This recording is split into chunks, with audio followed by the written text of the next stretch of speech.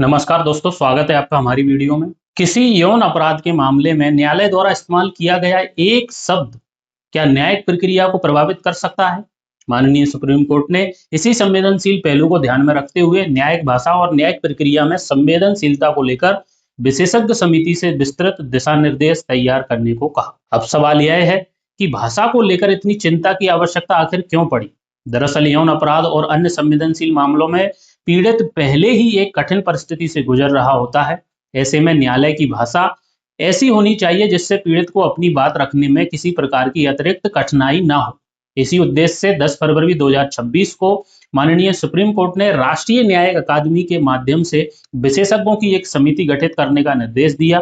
लेकिन इस समिति को केवल न्यायिक संवेदनशीलता पर सामान्य दिशा निर्देश तैयार करने के लिए नहीं कहा गया। सुप्रीम कोर्ट ने विशेष रूप से भारत की भाषाई विविधता को भी ध्यान में रखने का निर्देश दिया। भारत में अलग अलग राज्यों में अलग अलग भाषाएं और स्थानीय बोलियां प्रचलित हैं। कई बार स्थानीय भाषाओं और बोलियों में ऐसे शब्द और अभिव्यक्तियां खुले तौर पर इस्तेमाल होती हैं जो कानून की दृष्टि से आपत्तिजनक हो सकती हैं, लेकिन उनका आपत्तिजनक स्वरूप बोलने वाले व्यक्ति को हमेशा समझ में नहीं आता।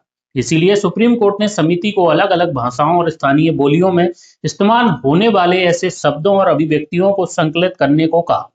उद्देश्य यह है कि ऐसे शब्द न्यायिक प्रक्रिया में अनदेखे न रह जाएं और पीड़ित या शिकायतकर्ता अपनी पीड़ा और अपने अनुभव का अधिक स्पष्ट और पूरा विवरण न्यायालय के सामने रख सके। लेकिन बात केवल भाषा तक सीमित नहीं है। सुप्रीम कोर्ट ने यह भी कहा है कि पहले भी न्यायपालिका में संवेदनशीलता बढ़ाने के प्रयास किए गए, लेकिन उनसे अपेक्षित परिणाम नहीं मिले। इसीलिए कोर्ट ने बिना व्यापक अध्ययन के सीधे नई गाइडलाइन बनाने के बजाय पहले किए गए प्रयासों, उनके वास्तविक प्रभाव और अलग अलग क्षेत्रों के विशेषज्ञों के अनुभवों को ध्यान में रखकर ड्राफ्ट गाइडलाइंस तैयार करने का निर्देश दिया। इन दिशा निर्देशों की एक और महत्वपूर्ण बात है कि इन्हें ऐसी सरल भाषा में तैयार किया जाना है जिसे पीड़ित और शिकायतकर्ता, विशेषकर बच्चे, युवा, महिलाएं और समाज के अन्य संवेदनशील वर्ग आसानी से समझ सके।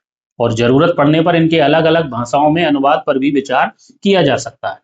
अर्थात उद्देश्य केवल यह तय करना नहीं है कि न्यायालय को कौन से शब्द नहीं इस्तेमाल करने चाहिए। उद्देश्य तो यह है कि न्यायिक प्रक्रिया ऐसी हो जिसमें पीड़ित के अनुभव, उसकी भाषा और उसकी पीड़ा को सही संदर्भ में समझा जा सके। लेकिन अब सवाल यह है, आखिर ऐसी कौन सी भाषा, शब्द और धारणाएं हैं जिनसे यौन अपराधों से जुड़े मामलों में न्यायालय को बचना चाहिए? इसी को हम अगली वीडियो में उदाहरणों के साथ एवं सूची सहित समझेंगे। धन्यवाद।